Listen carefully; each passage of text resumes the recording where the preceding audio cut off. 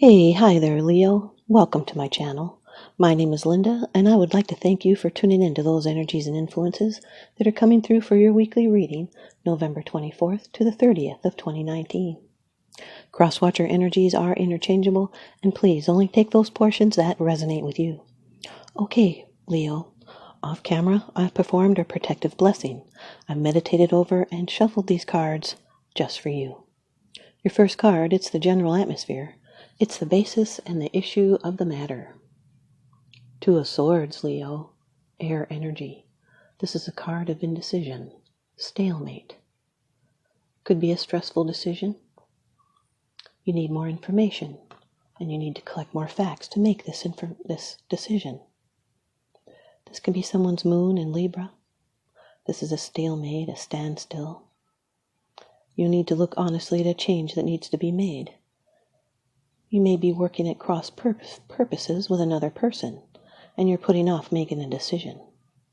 Feeling uncertain, you may not wish to offend or hurt someone involved, and you may even need to withdraw to contemplate these options.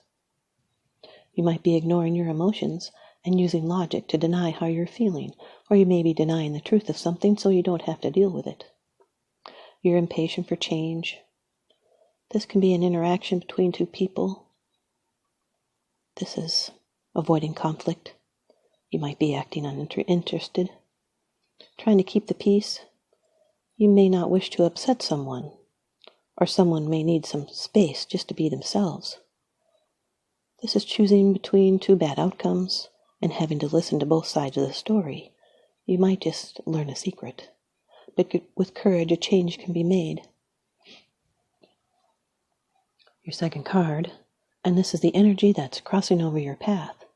These are your subconscious influences that you are unaware of. Queen of Swords, Leo. Air energy person. Aquarius, Gemini, Libra, Sun, Moon, Rising, Venus. This can be a male or a female in a general reading. This is an independent, mature person with authority. They have a keen mind. They can be a writer, a lawyer. They're strong-willed. They've been able to cope with loss. They could be divorced or widowed. This is someone that provides solutions. This could also be someone in the military or a uniform, maybe even a law officer. This is someone that teaches us to accept life as it is. Yes, they could be a teacher, a communicator, someone that has great clarity of thought. This can also indicate pursuing your desires with strength and maturity. This is someone that treasures solitude, and they're able to overcome loneliness by doing independent projects. Yet they may be overcritical of their own thoughts, and they need to learn to have greater compassion for themselves. This is someone that's known loss or sorrow, and this experience has enhanced their wisdom, and they love to share their knowledge. They have an agile mind, and no one can trick them or fool them. This is thinking carefully on your decision, researching others' viewpoints. This can be someone that comes across as impatient or sharp or intolerant. Their mind works so fast that they forget to make allowances, and they can be cutting with their words. This is looking for forthright and clear characteristics and being clear in your decisions and your behavior, and make sure your point of view is thought through, and with sharp wit and self-possession, stand by it. The Two of Swords with the Queen of Swords. This is someone that has feelings, but they're just not saying so. This is protecting boundaries with no apology. Your third card, this is how it affects you. These are the external influences that you are aware of. The Eight of Pentacles, Leo. Earth energy. This has to do with your work, being dedicated. It's working on your craft, your mastery. Can represent someone's sun in Virgo. This is a symbol for striving for self-perfection. It's working on a trade or profession. It's the beginning of a profitable undertaking. It can be employment or commission to come. It's skill in material affairs, handiwork, the arts. Sometimes remaining in the apprenticeship stage. This is an employment to come. It's mastery and skill and doing a good job and avoiding mistakes. Being meticulous. steadfast, industrious, disciplined, proud of your work and precise, being detail-oriented. You could be perfecting a skill, taking classes, doing homework, attending to detail and craftsmanship, doing something repetitively, improving yourself, repairing. So steadily working and getting closer to your goal. It requires your concentration. You're applying your skills in a productive manner, and you know how to go about achieving what you want. And as long as you're sincere and persevere, and then your efforts will succeed. Two of Swords with the Eight of Pentacles. This is unexpressed creativity. Could be a power struggle at work. Someone may be a designer. Your fourth card, this is a card of the future. It's the results, the outcome, and the resolution. And being in the future position, this can be a surprise. The Nine of Wands, Leo, fire energy, your element. This is being guarded. You've worked hard. This is using your strength and determination. It's feeling tired and persevering.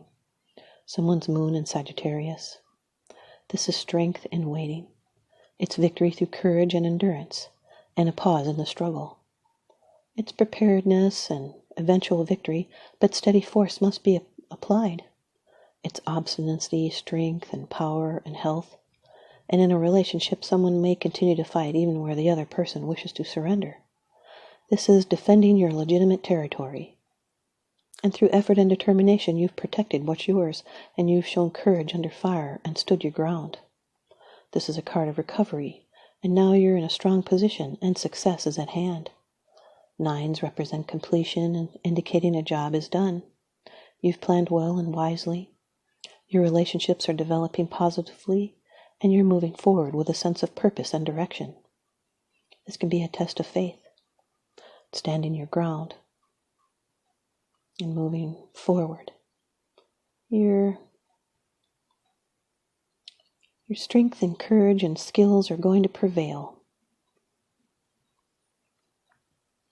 Two of Swords with the Nine of Wands. This is cutting your losses and saying no. It's being unable to make a decision based on instability. And now your fifth card. It's the bottom of the deck card, the underlying issue. This is what's unseen. It's unseen, it's because you're not sharing it with others, yet you are consciously aware of this. Number 13 of the Major Arcana in the Rider-Waite deck, Death. This can be a Scorpio, Sun, Moon, Rising, Venus.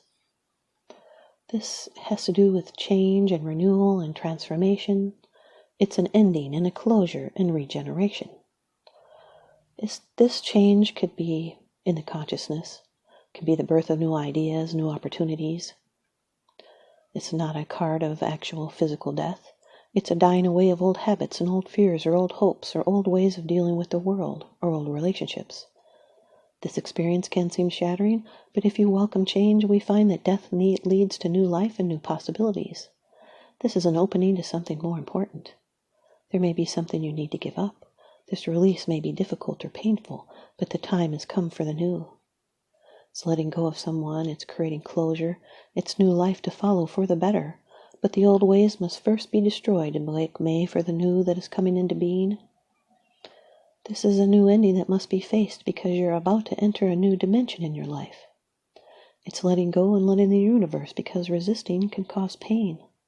It's putting the past behind you, dealing with what scares you. You may have outgrown a part of you, and now you have new belief systems. These are old habits, patterns being shaken off, and you can transform yourself. It's a metamorphosis of some sort. Patterns you once found workable are no longer effective. Queen of Swords with the Death card. No, wait, the Two of Swords. Do that one first. This is a change that helps you progress. It could be the end of a troubled relationship or an unbearable situation. The Queen of Swords with the Death card. This is putting something into action that will change things. It could be communicating a message so change and transformation can unfold. The Eight of Pentacles with the Nine of Wands. This is pressure at work. It can be a steep and rewarding learning curve. And the Eight of Pentacles with the Death card. This is unexpected change. It's a learned lesson. And creation continues. And through your hard work, you bring permanent endings, finally getting it done.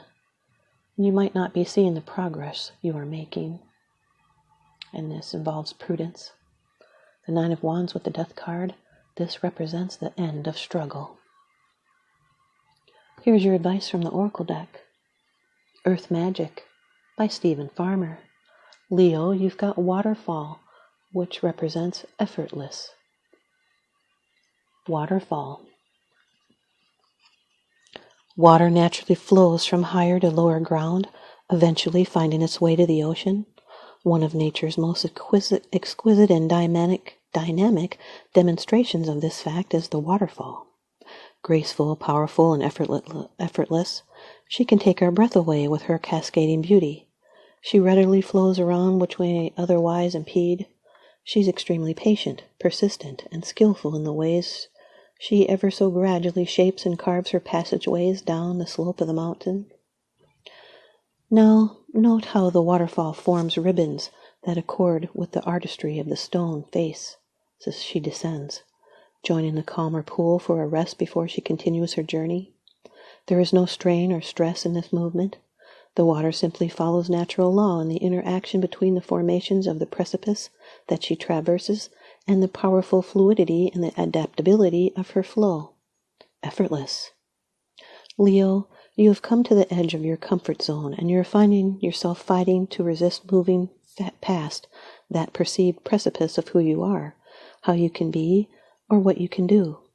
Spirit is asking you to step beyond the edge and allow yourself to do so with ease rather than struggle.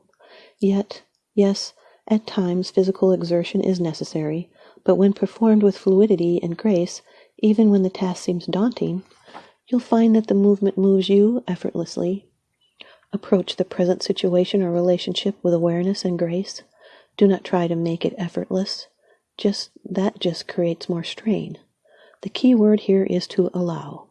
This is not a time to fight, but to surrender to the will of Spirit, even if you are being asked to let go completely and tumble into the brink of creation itself. You will find the waters there to be ultimately still and calm. Keep your focus on your solar plexus and your breath, breathing through any tension. Relax and yielding to the movement that is occurring at any given moment makes your life effortless. Thanks, you guys, Leo. I hope you stay tuned in and leave me a comment or a thumbs up. And please subscribe. Now remember, what goes around comes around, so I'm sending you out love and light and blessings. Thanks for watching.